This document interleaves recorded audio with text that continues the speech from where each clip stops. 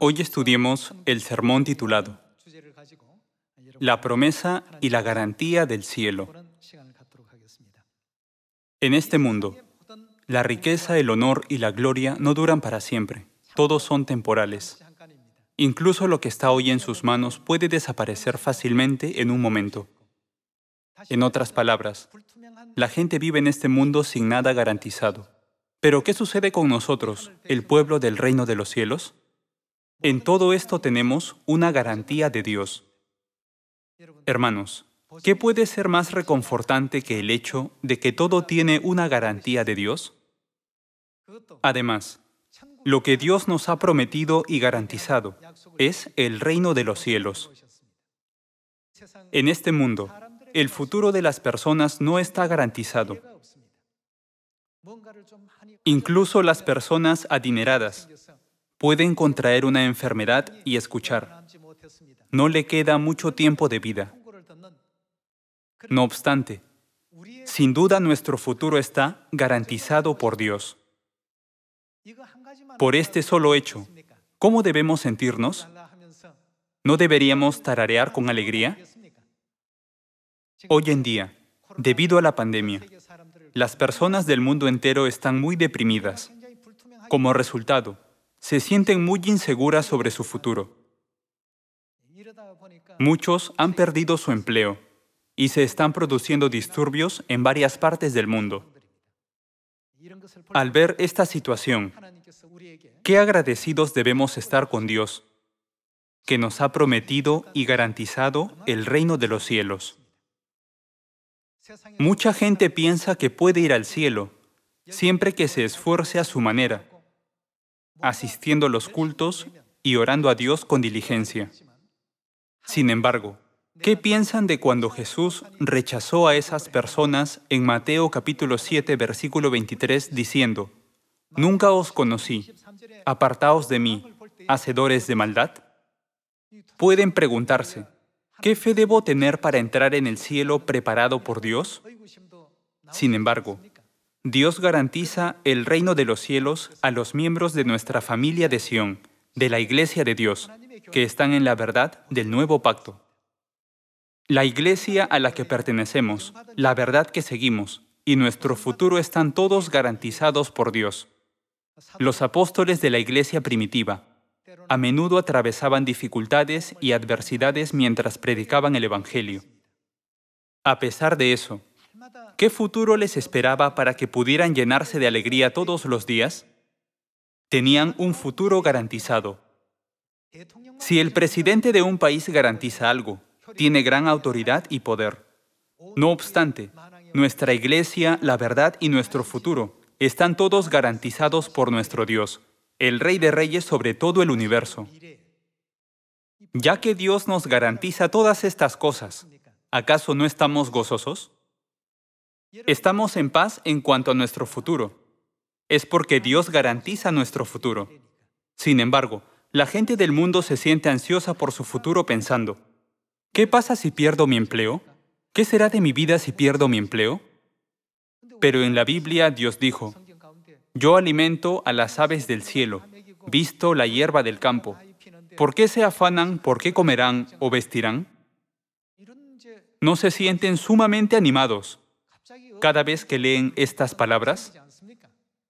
Dios dijo: «Los ayudaré hasta el fin de los tiempos. Estaré siempre con ustedes. Sean valientes». Incluso en este mundo, hay muchos tipos de seguros que establecen una garantía. Existe un seguro de garantía de fidelidad, una garantía económica en caso de daños materiales y una garantía de control de calidad para productos comerciales.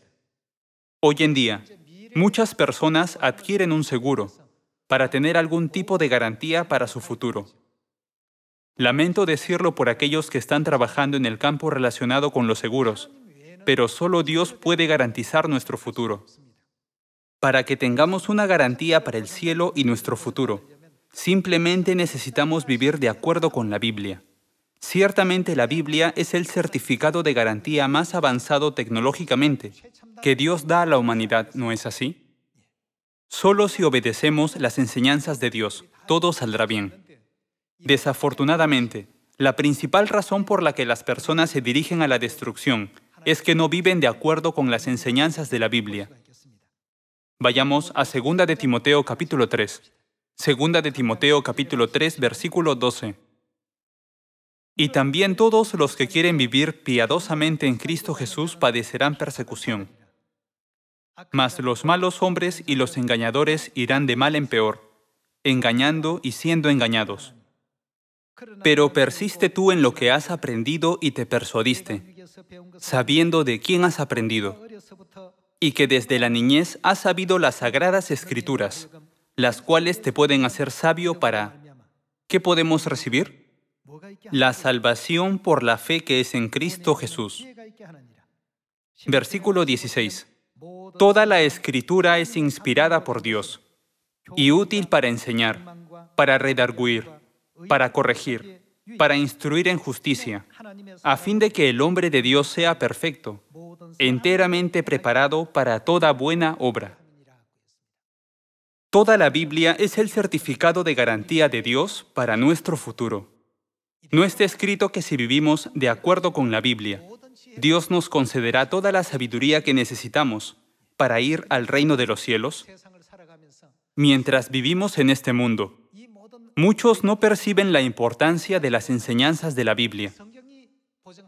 Por eso, se apartan de la verdad que la Biblia garantiza, haciéndolos incapaces de reconocer a Dios, que vino al mundo en la carne. Veamos Hebreos capítulo 6. Hebreos capítulo 6, versículo 17. Por lo cual, queriendo Dios mostrar más abundantemente a los herederos de la promesa la inmutabilidad de su consejo, ¿qué hizo? Interpuso juramento. Los herederos de la promesa son los que serán salvos, ¿no es así? Ya que Dios quiso mostrar más abundantemente la inmutabilidad de su consejo a los que serán salvos, lo garantizó con un juramento. Entre las promesas que Dios garantizó, encontremos algunos ejemplos en la Biblia. Veamos Lucas capítulo 22, versículo 28.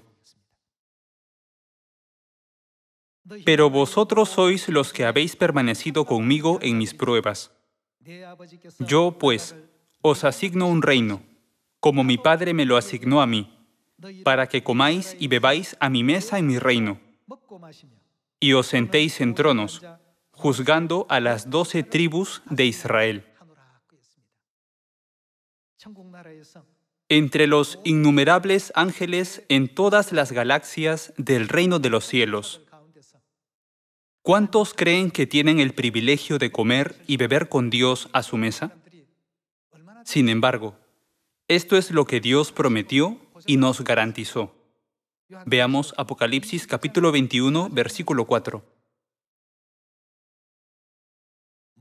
Enjugará Dios toda lágrima de los ojos de ellos. ¿Qué ya no habrá? Dios garantiza que ya no habrá muerte.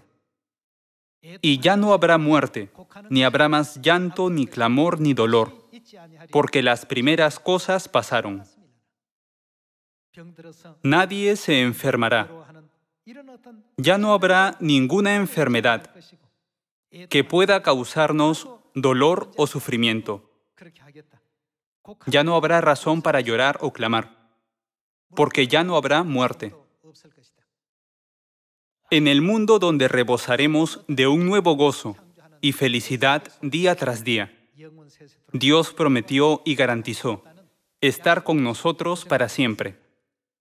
Hermanos, si tenemos esperanza en un reino de los cielos así de glorioso, podremos soportar esta vida. Pero ¿qué sucede con los que viven sin ninguna garantía para su futuro o el reino de los cielos? Por más lujosa que parezca su vida, en realidad están vacíos. Apocalipsis capítulo 22, versículo 1. Después me mostró un río limpio de agua de vida, resplandeciente como cristal, que salía del trono de Dios y del Cordero. En medio de la calle de la ciudad, y a uno y otro lado del río, estaba el árbol de la vida, que produce 12 frutos, dando cada mes su fruto. Y las hojas del árbol eran para la sanidad de las naciones. ¿Y qué no habrá más? No habrá más maldición. Y el trono de Dios y del Cordero estará en ella, y sus siervos le servirán, y verán su rostro, y su nombre estará en sus frentes. No habrá allí más noche, y no tienen necesidad de luz de lámpara, ni de luz del sol, porque Dios el Señor los iluminará, y reinarán por los siglos de los siglos. En esta tierra, ni siquiera es fácil acercarnos a un rey. Sin embargo, Dios nos garantizó una promesa diciendo, para que comáis y bebáis a mi mesa en mi reino, y os sentéis en tronos juzgando a las 12 tribus de Israel. Entonces, ¿a quién se lo garantizó Dios? ¿Y quién vendrá y establecerá la iglesia que reciba esa garantía de Dios? Esto es sumamente importante para nosotros, ¿no es verdad? No nos convertimos automáticamente en hijos de Dios, simplemente por establecer una iglesia e invocar el nombre de Dios. Dios garantiza este privilegio solo a los que se han perfeccionado superando diversas pruebas, dificultades y sufrimientos. ¿No es así? Entonces, ¿dónde se reúnen los que recibieron la garantía de Dios? La Biblia, que consta de 66 libros, es el certificado de garantía de Dios, escrito mediante la inspiración del Espíritu Santo. En este certificado de garantía, podemos averiguar dónde debemos reunirnos. Veamos Jeremías capítulo 4, versículo 5. Anunciad en Judá, y proclamad en Jerusalén, y decid, tocad trompeta en la tierra, pregonad, juntaos y decid, reuníos, y entrémonos en las ciudades fortificadas. Alzad bandera en Sión, huid, no os detengáis. El nombre de las ciudades fortificadas, a donde debemos huir, es Sión. A los que vienen a Sión, Dios les prometió y garantizó el reino de los cielos. Hoy en día, muchas personas afirman creer en Dios, pero no comprenden correctamente la verdad. Los que piensan erróneamente que podemos entrar en el cielo siempre que vayamos a la iglesia son tan numerosos como la arena del mar. Dios nos ha concedido la misión de predicar para que podamos enseñarles correctamente la voluntad de Dios. Los que han recibido la garantía de Dios, ¿a qué iglesia asisten? Veamos 1 Corintios capítulo 1. 1 Corintios capítulo 1, versículo 2. ¿A qué iglesia? A la iglesia de Dios que está en Corinto, a los santificados en Cristo Jesús, llamados a ser santos con todos los que en cualquier lugar invocan el nombre de nuestro Señor Jesucristo, Señor de ellos y nuestro. Gracia y paz a vosotros, de Dios nuestro Padre y del Señor Jesucristo. La iglesia a la cual asistía el apóstol Pablo era la iglesia de Dios. Por lo tanto, la iglesia donde Dios garantiza nuestro futuro es la iglesia de Dios. En el mundo hay varios nombres de iglesias, pero la única iglesia que tiene la garantía de Dios, como está escrito en la Biblia, es la iglesia de Dios.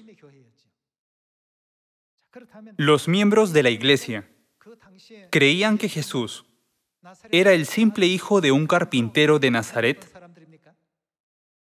Confirmémoslo también a través de la Biblia. Filipenses capítulo 2, versículo 5. Haya pues en vosotros este sentir que hubo también en Cristo Jesús, el cual, siendo en forma de, ¿quién? De Dios. Mucha gente solo consideraba a Jesús como el hijo de José, que era carpintero en Nazaret, y de María. Pero los santos de la iglesia de Dios, los de la iglesia primitiva, sabían y creían que Jesús era en forma de Dios. Podemos encontrar el mismo testimonio no solo aquí, sino también en el libro de Romanos y en el libro de Apocalipsis. Ahora en esta época, ¿quién está predicando acerca de Dios, que vino a la tierra en carne? Tanto en su primera como en su segunda venida, Solo la Iglesia de Dios imparte esta enseñanza. Dios le ha garantizado el reino de los cielos a esa Iglesia. Esta no es la garantía de un ángel. No es Abraham ni Pedro quienes lo garantizan. Es Dios quien garantiza el cielo a través del nuevo pacto. Confirmemos esto también en el libro de Hebreos capítulo 9. Hebreos capítulo 9, versículo 15. Así que, por eso es mediador de un nuevo pacto, para que interviniendo muerte para la remisión de las transgresiones que había bajo el primer pacto, los llamados reciban. ¿Qué nos permitió recibir Dios? La promesa de la herencia eterna. En otras palabras, la herencia del reino de los cielos. Dios se convirtió en el mediador del nuevo pacto para garantizar el reino de los cielos.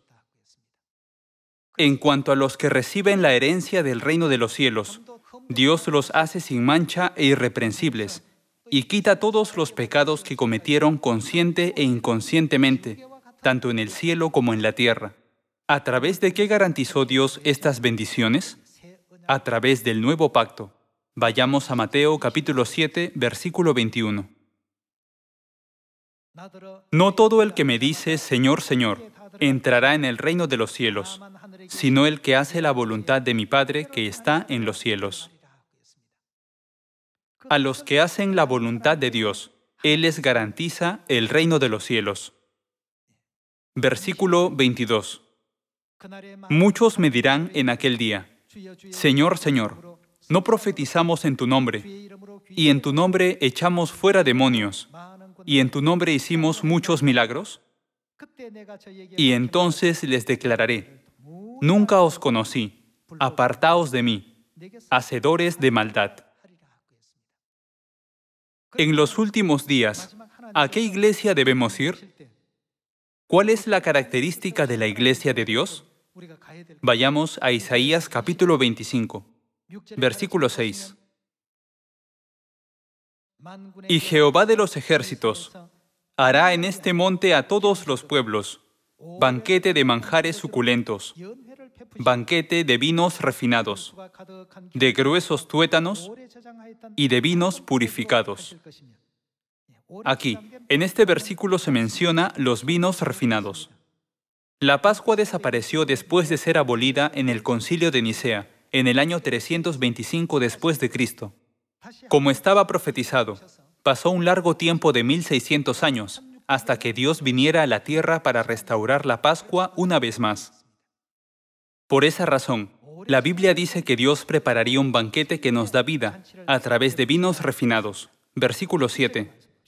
Y destruirá en este monte la cubierta con que están cubiertos todos los pueblos, y el velo que envuelve a todas las naciones. Destruirá la muerte para siempre.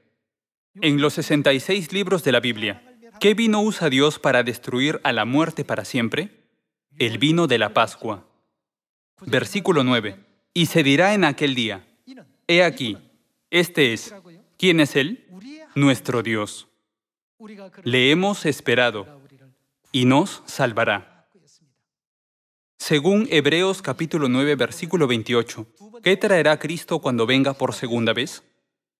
Si viene por segunda vez para salvar, significa que viene en cuerpo, ¿no es así? Algunos insisten en que debe venir en forma de espíritu, pero eso es totalmente erróneo. ¿Acaso no está Dios siempre con nosotros en espíritu? Si Dios viene como un espíritu, no hay manera de determinar si ha venido por primera o segunda vez. Entonces es completamente ilógico, es mentira. Aparecerá por segunda vez para salvar a los que le esperan. Significa que aparecerá de la misma manera que apareció en su primera venida. ¿No testifica esto que vendrá en la carne en su segunda venida? En ese momento, ¿qué preparará? Preparará un banquete que destruye a la muerte para siempre con vinos añejos. Él es nuestro Dios a quien hemos esperado, y debemos recibirlo. Entonces, ¿quién es el que restauró todas las leyes y verdades de la iglesia primitiva que habían sido abolidas, perdonando nuestros pecados a través de la Pascua del nuevo pacto, y abrió el camino a la vida eterna? Es Cristo Ansanjón. Ustedes y yo tenemos evidencia absoluta de que pertenecemos a la iglesia que garantiza el reino de los cielos, ¿no es así? Es la iglesia de Dios a la que asistió el apóstol Pablo. Así como hizo Pablo, nosotros también guardamos la Pascua y el día de reposo. Nuestra iglesia es exactamente la misma que la iglesia primitiva. Algunos preguntan, si todo es igual, ¿por qué oramos en el nombre de Cristo Ansanjón? ¿Y por qué creemos en la Madre Celestial? ¿Estas enseñanzas también fueron parte de la iglesia primitiva? Claro que sí. ¿No están sorprendidos? Esas enseñanzas existieron en la época de la iglesia primitiva. Sin embargo, entre las tres épocas, ¿a qué época perteneció la iglesia primitiva? Perteneció a la época del Hijo. Los tiempos del Antiguo Testamento fueron la época del Padre.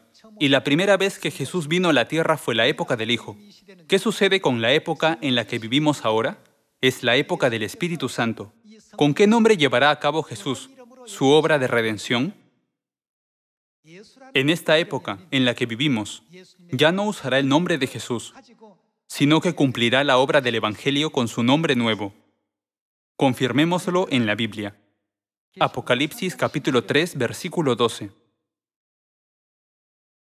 Al que venciere, yo lo haré columna en el templo de mi Dios, y nunca más saldrá de allí. Y escribiré sobre él el nombre de mi Dios, y el nombre de la ciudad de mi Dios, la nueva Jerusalén, la cual desciende del cielo, de mi Dios, y mi nombre nuevo. Cuando mencionamos que Jesús tiene un nombre nuevo, la gente objeta agresivamente con todo su corazón. Insisten en solo Jesús. En otras palabras, sus cuerpos viven en la época del Espíritu Santo, pero sus mentes se quedaron en la época del Hijo. Personas así también existieron en el pasado. Fueron los fariseos y los escribas, los judíos que crucificaron a Jesús. Sus cuerpos vivían en la época del Hijo, pero sus corazones y mentes se habían quedado en la época del Padre. Por esta razón, no pudieron recibir al Salvador que vino en la época del Hijo. De la misma manera, aunque los cristianos ahora están viviendo en esta época del Espíritu Santo, ¿en qué época se ha quedado su fe, su corazón y su mente? En la época del Hijo. En la época de la iglesia primitiva, Jesús hizo saber al apóstol Juan, tendré un nombre nuevo. Por lo tanto, esta verdad fue dada a la iglesia primitiva. Ahora estamos viviendo en la época del Espíritu Santo. Si insistimos en que el nombre de nuestro Salvador solo puede ser Jesús, significa que tenemos un entendimiento e interpretación incorrectos de la Biblia. También en Apocalipsis capítulo 3, versículo 12, Jesús dijo, y escribiré sobre él el nombre de la nueva Jerusalén, la cual desciende del cielo, de mi Dios, y mi nombre nuevo. Hermanos, ¿qué tiene la nueva Jerusalén? Tiene un nombre. Cuando se les pregunta sobre el nombre de Jerusalén, algunos dicen, Jerusalén es Jerusalén. ¿Jerusalén tiene otro nombre? Sorprendentemente, la Biblia de hecho enseña que Jerusalén tiene un nombre. La Jerusalén que tiene un nombre.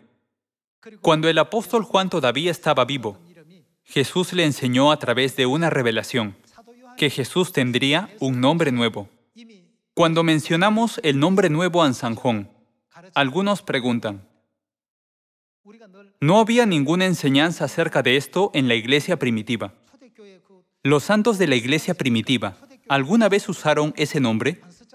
Por supuesto, no lo usaron. ¿Por qué no lo usaron? Porque la época del Hijo no era el tiempo de usar el nombre nuevo. Debemos entender que Dios debe llevar a cabo y completar su última obra de salvación con un nombre nuevo. Además, ¿qué nombre también mencionó? Mencionó tanto su nombre nuevo como el nombre de la Nueva Jerusalén. En Apocalipsis capítulo 22, ¿no vimos que la Nueva Jerusalén tiene un nombre y que Jesús también viene con un nombre nuevo y abrirá la puerta a la época del Espíritu Santo? ¿Y el Espíritu y la esposa, qué harán ellos? Dicen ven. Así como guardaron su fe en la época del Padre y durante la época del Hijo, ahora en la época del Espíritu Santo, vengan a mí. Esta es la línea de meta de nuestra salvación. Para los que afirman creer en Dios sin recibir la garantía de Dios para el cielo o la salvación, ¿pueden terminar la carrera y llegar al lugar donde están el Espíritu y la esposa? ¿Las palabras de quién contiene la Biblia?